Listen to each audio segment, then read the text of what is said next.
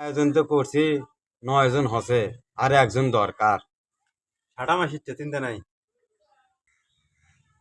ও দে সাটা match ইচ্ছে। তুই তো আলু ভর্তা ছাড়া কিছু বোঝে না, তুই তো পিকনিকে আলু থেকে যাবি। তুই আগে আসুক, দাঁড়া।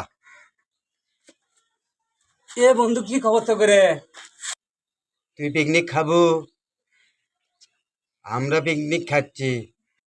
এ দোস্ত আমি আলু আনিচ্ছি বন্ধু, আমি পিকনিক খাবো বন্ধু, আমি আলু আনিচ্ছি বাড়িতে, আমার 2টা আলু আছে।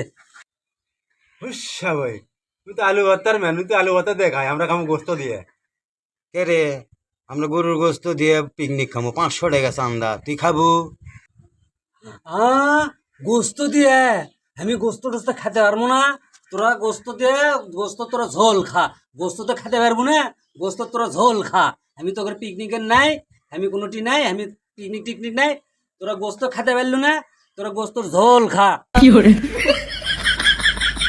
তোর কথাই ঠিক, বুঝছো? তুই যেটা বললি সেটাই ঠিক। পিকনিক টিকনিক কিছু হবার দেয় না, এটা ভুন্ডুল করে থেকে চলে গেল। হ্যাঁ, আমি খালি ভেঙে থেকে যায়। अभी मजा आएगा ना भिड़ो।